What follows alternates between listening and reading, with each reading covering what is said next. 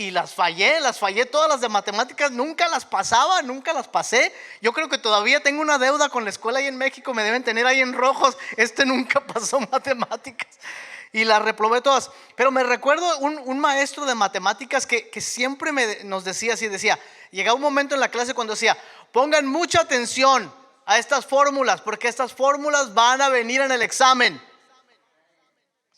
Estoy seguro que ustedes recuerdan algún maestro que les decía: pongan atención a esta información porque estas fórmulas van a venir en el examen, y si no se las aprenden y no las practican, van a reprobar el examen. ¿Y qué creen que hacía yo?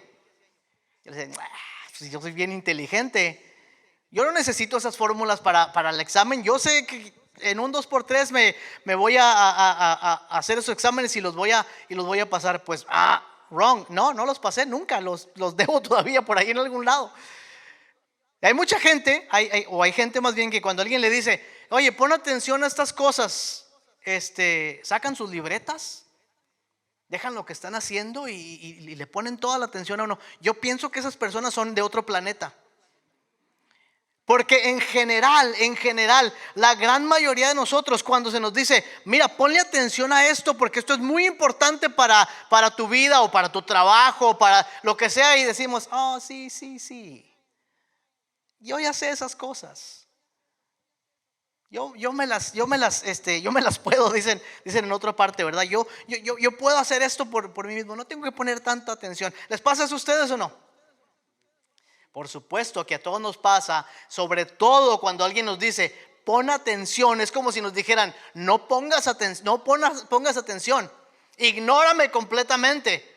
Todo lo que te voy a decir ahora, haz de cuenta que nunca te lo dije. Los hijos saben muy bien eso de los papás, y los papás lo aprendieron también de sus papás, y así, porque en cada generación, cuando se nos dice: pon atención, no te vayas por ese camino, es como si nos dicen: mira, córrele por ahí, vete por ese camino porque te va a ir bien. Hacemos a veces lo contrario de lo que nos están diciendo que pongamos atención. Yo estoy convencido que hay cosas en la vida que son imprescindibles, que no se deben ignorar. Hay muchas cosas que son opiniones, que son ideas, que son consejos que son buenos para nosotros, pero que mucha gente vive sin ellos, ¿no? Cosas que se pueden ignorar sin mucho problema. Pero hay cosas, estoy convencido que hay cosas que son imprescindibles para nuestra vida, que no deben ignorarse. No todas las cosas caben en esa categoría, pero hay cosas muy particulares que caben en la categoría de: no ignores lo que estoy a punto de decirte. ¿Están de acuerdo en eso o no? Hay cosas en la vida que no deben ignorarse. Hay 2 o 3 o 4, 5 cosas que cuando nos encontramos con ella, uno no puede decir: a ver si me dan ganas de hacer eso. Son imprescindibles para la vida. A ver, si fuéramos a poner esta mañana, una disciplina de la vida cristiana en esa categoría, la categoría de los imprescindibles, de lo que no debe faltar en nuestra vida, ¿cuál sería? ¿Qué cosas existirían en la categoría de no dejes de hacer esto? Bien, les va a sorprender porque están pensando: ¿qué será? ¿Qué ponemos en esa categoría? Les va a sorprender que hay una cosa muy particular que el Señor Jesús una y otra vez dice que es una de las cosas fundamentales, esenciales para la vida cristiana. Quiero que busquen el evangelio de hoy en el Lucas capítulo 18. Estamos en las parábolas de Jesús todavía. ¿Ya funcionó el inalámbrico? Todavía no. Nada, cero. ¿Qué le pasaría? ¿Se murió la batería tal vez? Lucas capítulo 18, versículo 1. También le refirió Jesús una parábola sobre la necesidad de orar siempre y no desmayar. Si Jesús considera que hay una cosa esencial para la vida cristiana, porque le enseña un montón de veces en sus enseñanzas, y anima a otros siempre, a sus discípulos, a estar haciéndolo, es precisamente este asunto. Dice: les dijo que les refirió esta parábola sobre la ¿qué? La necesidad de ¿qué? De orar siempre. Yo sé que cuando hablamos de la oración, los cristianos tenemos una relación extraña con la oración, porque sabemos que es muy importante para nuestra vida, pero a la vez nos cuesta mucho trabajo desarrollar una vida de disciplina de oración. ¿Cierto o no es cierto? ¿A cuántos de ustedes les cuesta una vida de disciplina? Seguro que sí, y vivimos muchas veces culpables porque nuestras vidas no dan el ancho en cuanto a la vida de oración que debiéramos llevar. Y espero yo que estas palabras de Jesús ahora nos abran el entendimiento, nos ayuden a imaginar la oración de una manera distinta, no como una responsabilidad únicamente de la vida cristiana, no como una manera de ser más espirituales o de estar más cerca de Dios, sino como la manera de perseverar en un mundo que constantemente nos bombardea con mensajes opuestos a la enseñanza de Cristo. Que aprendamos a ver la oración de una manera completamente diferente y que venga y que la consideremos como algo esencial para nuestra vida, imprescindible, de tal manera que no haya culpabilidad porque no lo hacemos, sino una necesidad increíble de que tenemos que hacerlo porque es lo más importante o una de las cosas más importantes para nosotros. Como beber agua, por ejemplo. Que en algún momento nuestro cuerpo empieza a sentirse sediento y sabemos que necesitamos buscar ese recurso que nos va a ayudar a hacernos sentir mucho mejores. Es que vayan a Lucas 18, donde vamos a estar hoy este día. Vamos a ver que ya lo perdí de repente. ¿Cuántos de ustedes han escuchado esta parábola anteriormente? Se llama la parábola de la viuda insistente. Vamos a leerla y después voy a marcar algunas cosas. Dice: también les refirió Jesús una parábola sobre la necesidad de orar siempre y no desmayar. Les dijo: había una ciudad un juez que ni temía a Dios ni respetaba a hombre. Había también en aquella ciudad una viuda, la cual venía a él diciendo: hazme justicia de mi adversario. Y él no quiso por algún tiempo, pero después de esto dijo dentro de sí: aunque ni temo a Dios ni tengo respeto por hombre, sin embargo, porque esta viuda me es molesta, le haré justicia, no sea que viniendo de continuo me agote la paciencia. Y dijo el Señor, ok, ahí se acaba la parábola, y ahora dice el Señor: oíd lo que dijo el juez injusto. ¿Y acaso Dios no hará justicia con sus escogidos que claman de día y de noche y no les responderá o se tardará en responderles? Os digo que pronto les hará justicia, pero cuando venga el Hijo del Hombre hallará fe en la tierra. Antes de que entremos en el asunto de la parábola, quiero que notemos algunas cosas importantes. La parábola no está enseñando que debemos molestar a Dios con nuestras oraciones, ¿ok? No es una idea de que, mira, si oras mucho le vas a hacer manita de puerco a Dios y no va a tener más remedio que contestarte. Eso no es lo que Jesús está enseñando. La Biblia no enseña que nosotros podemos cambiar la mente de Dios con nuestras oraciones o cambiar el corazón de Dios con nuestras oraciones. Lo que cambia cuando oramos es nuestro corazón. Se acomoda a la voluntad de Dios, entendemos mejor los propósitos de Dios y luego decimos: mira, yo estaba orando por tal cosa, pero ahora entiendo que Dios quería que hiciera tal cosa. Entonces no es que la oración sirva o la parábola no sirve para enseñar que podemos forzar a Dios a hacer algo que Él no quiere. Tampoco quiere decir que Dios es un juez injusto que se rehúsa a escuchar nuestras oraciones hasta que lo enfadamos con ellas. Tampoco está enseñando eso la parábola. Recuerden que la parábola es una enseñanza de la vida diaria, natural, que tiene una explicación espiritual. Dios no es un Dios injusto o un juez injusto que no quiere escuchar las oraciones de su pueblo y a quien hay que obligarlo, enfadarlo hasta que Él decide escucharnos. No enseña eso la parábola. ¿Cómo sabemos eso? Porque la Biblia en numerosas ocasiones en otros lugares enseña que los oídos de Dios están ¿qué? Atentos para su pueblo, siempre. Están atentos al pecador, incluso cuando el pecador viene a arrepentirse delante del Señor, el Señor está atento a sus oídos. Dios no es el juez injusto de la parábola. Ya dije que la parábola no enseña que debemos torcerle la mano a Dios con nuestras oraciones. Lo repito otra vez porque mucha gente piensa que si oran más, Dios les va a dar lo que están pidiendo. Y la oración no tiene el propósito de llenar el depósito de oraciones de Dios para que diga, finalmente, santos, oraste todo lo que estabas orando, ahí te va la petición por la que estabas pidiendo. No, no se trata de eso. Último, no podemos demandar nada de Dios, porque Él es Dios y no nosotros. O sea, nosotros no podemos venir ante el Señor y decirle, Señor, te demandamos, te exigimos, te mandamos que hagas tal cosa. No, porque nosotros no somos Dios.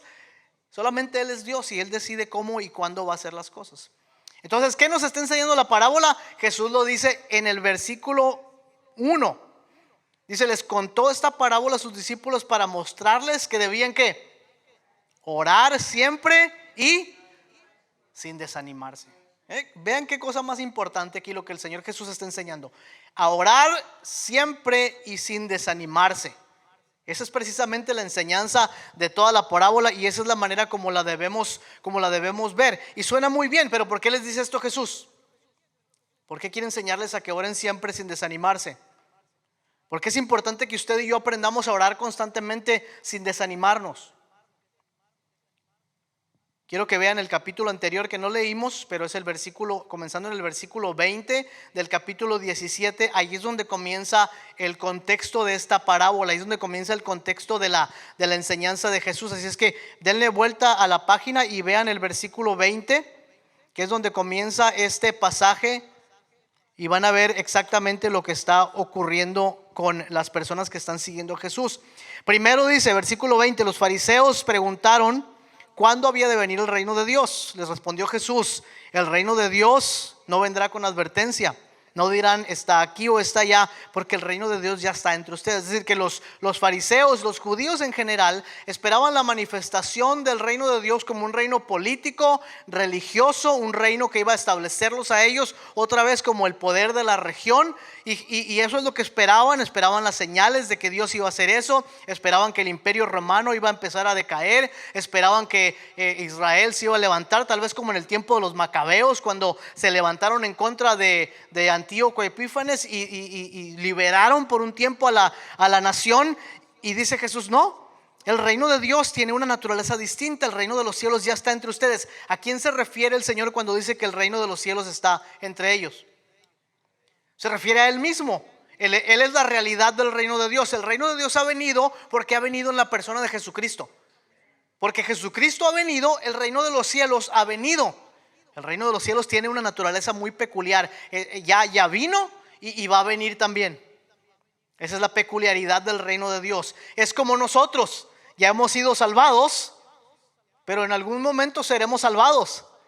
O sea, en algún momento se va a completar, la Biblia le llama eso el escatón, el final de todas las cosas, el tiempo del fin. En algún momento el reino de Dios en toda su plenitud va a llenar toda la tierra. Como dice el profeta, dice, y la gloria de Jehová cubrirá toda la tierra como las aguas cubren la mar. Pero dice Jesús, el reino de los cielos ya ha llegado, ya está aquí. No lo estén buscando por otro lado, porque ya está entre ustedes. Y después habla con los discípulos inmediatamente. Versículo 22 y les dice, vendrá un tiempo cuando ustedes desearán ver uno de los días del Hijo del Hombre y no lo verán.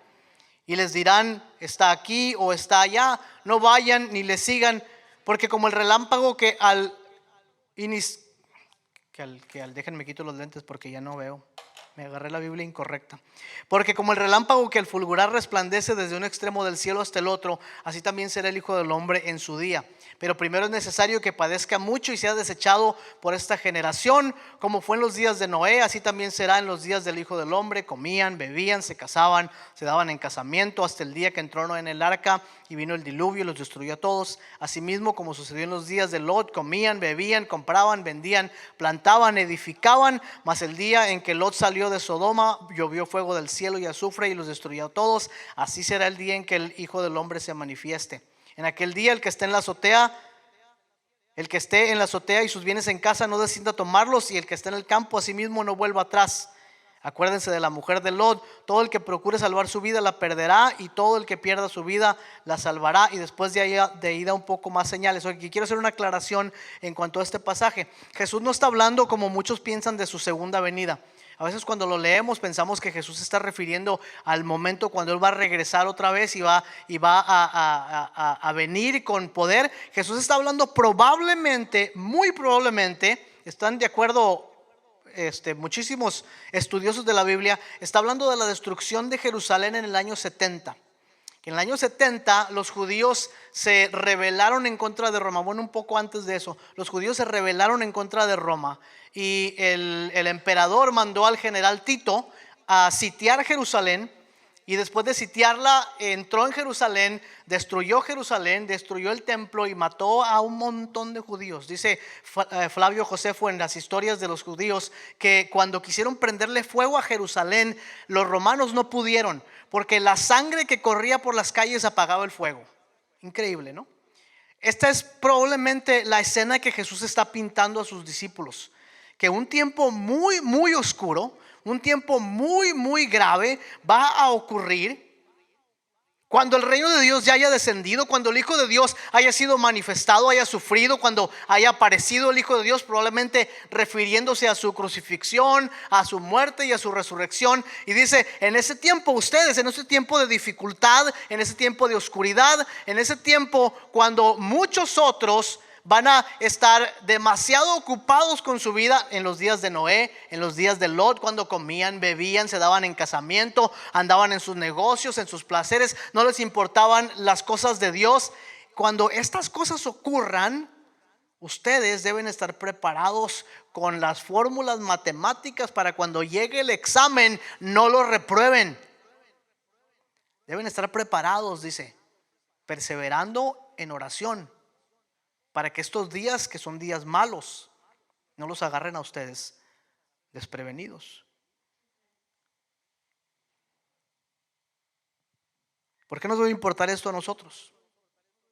Primero, porque Jesús le está diciendo a sus discípulos, en contra de lo que muchos de ellos pensaban y lo que muchos discípulos modernos pensamos, que la vida cristiana es una vida color de rosa.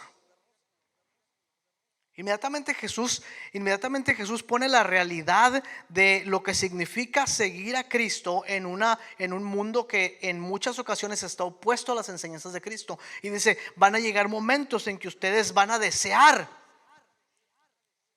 pero no va a haber. Y los pone cerca de la realidad de cómo los seguidores de Jesús van a enfrentar momentos de oscuridad, que también es nuestra realidad muchas veces. En la vida cristiana, a veces individualmente, a veces como iglesia, enfrentamos momentos difíciles, enfrentamos momentos oscuros. A veces somos nosotros los que formamos o creamos esos momentos oscuros en nuestra vida y en la vida de otras personas. Miren lo que pasa aquí. Claramente hay dos tipos de personas aquí. Los que están siendo sensibles a la llegada del reino, a la obra del reino, y están preocupados y están tal vez temerosos y tal vez están pensando qué va a pasar mañana, qué vamos a hacer. A estos Jesús les dice, ustedes deben permanecer en oración constantemente para que estos días no los agarren desprevenidos, para que el Padre, que es un Dios bueno y justo, los proteja, los bendiga, los provea en momentos difíciles, los lleve con Él. El otro grupo de personas es un grupo de personas que se ha engrosado con las cosas de este mundo. Y otra vez quiero ser muy claro cuando digo que cuando Dios nos bendice con cosas, especialmente con bendiciones económicas, no debemos sentirnos culpables por la bendición de Dios, ¿verdad que no? No hay razón por la cual sentirse culpables cuando el trabajo nos deja suficiente para vivir bien y para ser generosos, cuando el negocio está prosperando, cuando tenemos oportunidades de descanso. No debemos sentirnos culpables por eso. Pero hay una línea delgada entre el disfrute de la vida en el Señor y haber engrosado nuestros corazones con las cosas de este mundo. ¿Se dan cuenta lo que pasa con la gente en el tiempo de Noé y la gente en el tiempo de Lot? ¿Están haciendo cosas malas? No. Dice, comían, bebían, andaban en sus negocios, se daban en casamiento. No son cosas necesariamente malas. Y esta es una lección muy importante para nosotros los cristianos, porque los tiempos de oscuridad no son únicamente tiempos de necesidad, también son tiempos de prosperidad. Es más, en mi propia vida yo me doy cuenta que mis momentos más oscuros muchas veces no tienen que ver con los momentos cuando me siento débil, cuando me siento que no tengo suficiente, cuando las cosas no marchan bien. Usualmente en esos momentos me acerco más a Dios. Mis momentos más oscuros han sido cuando me siento demasiado seguro, cuando me siento demasiado inteligente, cuando me siento demasiado capaz, cuando me siento demasiado exitoso. En esos momentos, esos son los momentos cuando mis días más oscuros han llegado. Hay una lección muy importante para nosotros aquí. Y yo sé que este es un mensaje difícil de escuchar en una cultura como la nuestra, que no solamente aprecia como un valor, pero eleva a la capacidad, a la calidad de Dios, la comodidad de nuestras vidas. Ciertamente vivimos en un mundo, en una cultura que tiene la comodidad como uno de los valores más altos que podemos tener. Mientras nos sintamos a gusto, mientras no haya mucha necesidad. Ahora que estuvimos de viaje nos damos cuenta que en el mundo, y hemos estado en otros países y en otros lugares, en el mundo en general, la idea del servicio al cliente no es lo que es aquí en Estados Unidos. Aquí estamos pero bien spoiled. En otras partes del mundo, ¿verdad? Va uno y le sirven su comida y bien, ¿cómo estás? Bien, y ya lo dejan en paz a uno y no hay, ¿cómo está? ¿Cómo le va? ¿Qué le damos? Le limpiamos la mesa, le lavamos los pies, le servimos más agüita. ¿Qué quiere? Mire, que para acá y que para allá. Nos traen así, ¿verdad? En todas partes. ¿Por qué? Porque el confort, ¿cómo se dice eso en español? La comodidad es un valor muy importante en nuestra cultura. Y miren lo que está diciendo Jesús aquí, que hay un grupo de personas, ¿verdad?, que esperan el reino o esperaban el reino, pero han engrosado sus corazones con las cosas de este mundo. Han perdido la sensibilidad por las cosas de Dios. Los pobres no son más sensibles a las cosas de Dios que los ricos. Los ricos no son más sensibles a las cosas de Dios que los pobres. Es un asunto de nuestros corazones. Sea que somos pobres o que somos ricos, que estamos en necesidad o que estamos en abundancia, perder la sensibilidad por las cosas del reino de Dios tiene que ver con nuestro corazón. Y no hay cosa más importante para nuestro corazón que una vida de oración. ¿Ven la relación? ¿Ven lo que está haciendo el Señor Jesucristo? Está relacionando la actitud de nuestros corazones, la posición de nuestros corazones con el regalo de la oración. Y está diciendo, si ustedes no se mantienen y no aprenden a perseverar, puede pasar que se desanimen completamente por las cosas que están ocurriendo, o que sus corazones se llenen de placeres de este mundo, de las delicias de la vida, y queden adormecidos por las cosas que están ocurriendo. Por eso Jesús les da esta parábola y les recuerda que deben orar constantemente sin sentirse desanimados, poniendo atención a las cosas que están pasando. Les recuerda que así como la viuda pobre venía ante el juez insistentemente, nosotros también debemos perseverar en cada momento.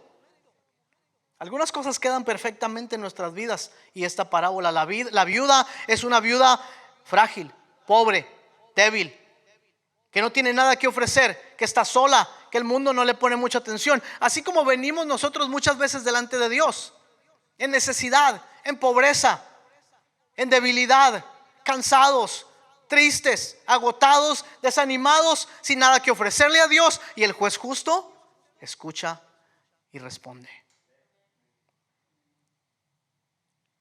Es mucho mejor ser una viuda pobre delante de Dios que un hombre rico alejado de Dios.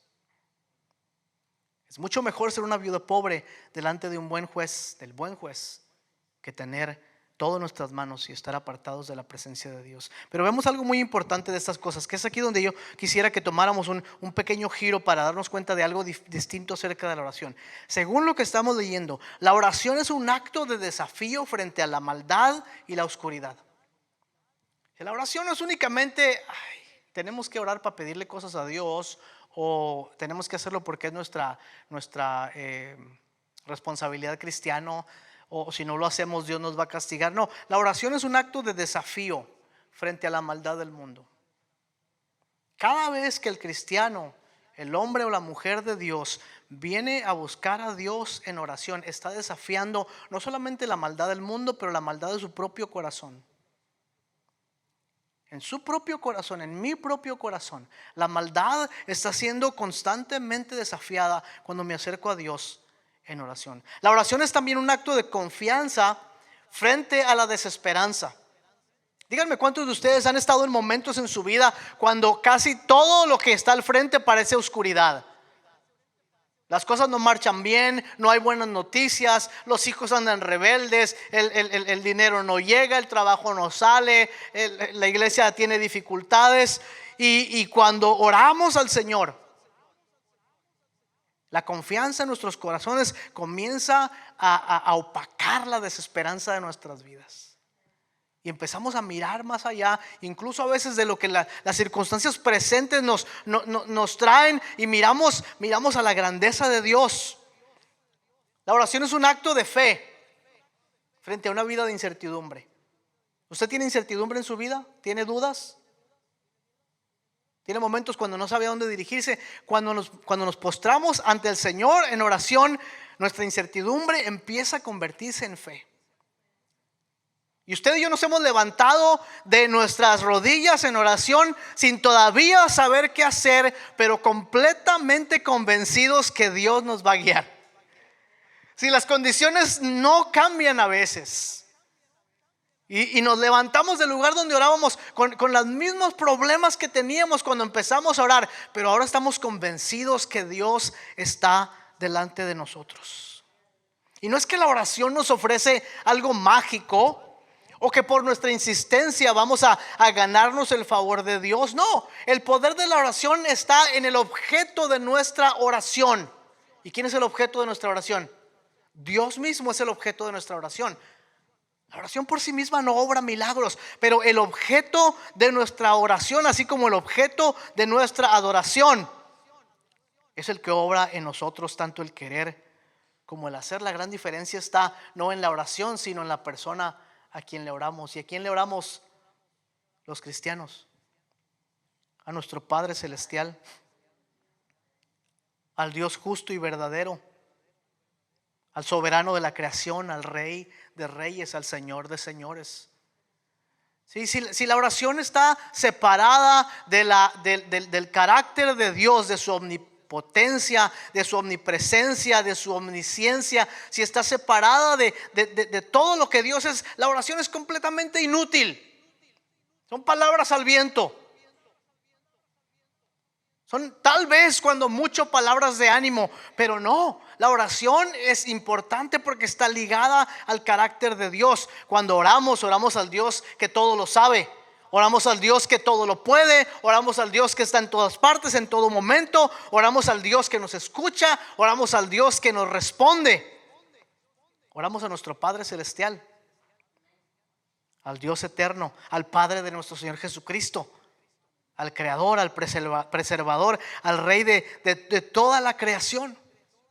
Y dice el Señor, vean lo que dice la parábola, y dice el Señor, si este juez injusto, este hombre malo, que tiene poder para responder a las necesidades de esta pobre mujer, si este hombre injusto puede responder a una persona que le pide algo, ¿cuánto más vuestro Padre Celestial no le responderá a ustedes sus oraciones? Hay un cambio, debe haber un cambio total en la manera como nosotros percibimos la vida de oración. Yo no sé para usted, pero para mí por años y años y años la oración ha sido esa carga, ese precio que tengo que pagar para estar cerca de Dios. ¿Alguien se siente así? Ha sido esa cuota que Dios me requiere para poder darme lo que yo necesito. Qué visión tan distorsionada de quién es Dios, ¿no es cierto? El Evangelio nos muestra claramente que cuando éramos pecadores, ¿qué pasó? Cristo murió por nosotros. ¿Qué teníamos que ofrecerle a Dios nosotros pecadores? Absolutamente nada. Así como nuestros padres Adán y Eva no tenían nada que ofrecerle a Dios después de haber comido el fruto prohibido. No tenían nada absolutamente para ofrecerle a Dios. ¿Y qué hizo el Señor con ellos? Los llamó, los encontró, los vistió en un acto de perdón, los redimió, los cubrió de su vergüenza, los bendijo. ¿Tenían algo que ofrecerle a Dios? Absolutamente nada. Y vemos una y otra vez en la historia completa de la Biblia, que es la verdad del Evangelio, que ninguno de nosotros ha tenido que pagarle a Dios por nada de lo que Él ha hecho por nosotros. En primer lugar, porque nunca hubiéramos podido pagarle a Dios absolutamente nada de lo que Él ha hecho por nosotros. En segundo lugar, porque Dios es bueno, amoroso, y Él envió a su Hijo Jesucristo, fíjense, como propiciación por nuestros pecados. Cuando éramos todavía pecadores, el justo murió por los injustos. Hace unos días estaba leyendo una carta muy antigua de la iglesia y decía: qué glorioso intercambio. Decía: oh, glorioso intercambio, que la vida de uno, el justo, fuera dada por la de muchos injustos. Y qué hermoso es recordar cada vez que estamos reunidos estas palabras del Evangelio, ¿no es cierto? Y la oración es una parte fundamental del mensaje del Evangelio, porque nos recuerda una y otra vez que en los momentos cuando la humanidad ha estado en perfecta oscuridad, Dios ha derramado su luz.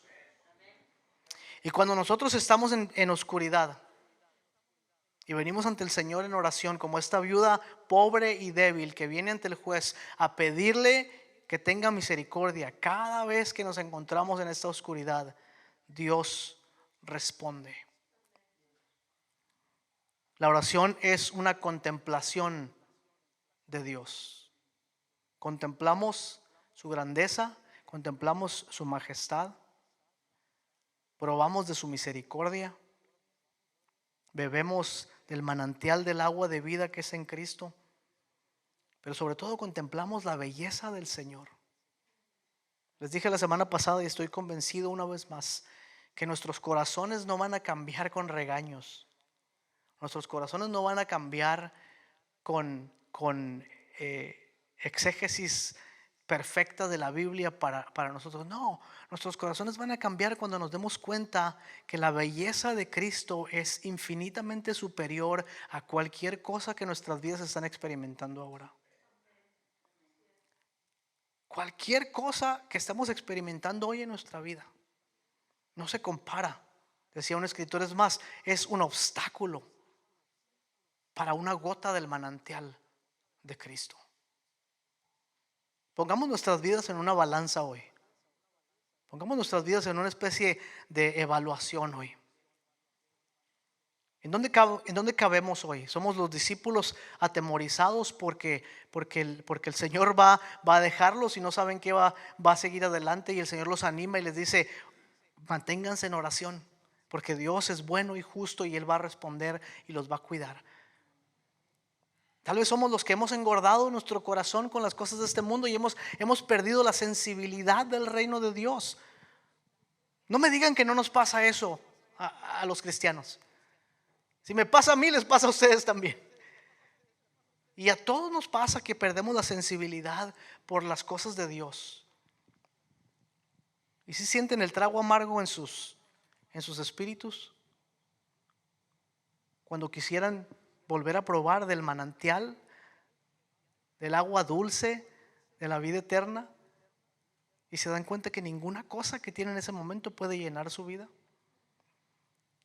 John Wesley, que era o fue el fundador de las iglesias metodistas, era un ministro anglicano no recuerdo qué año, pero en los 1800 Había venido acá a las colonias estadounidenses a hacer un gran avivamiento y nada le funcionó. Regresó a Inglaterra completamente deprimido y amargado porque no había pasado nada acá en este lado del mundo.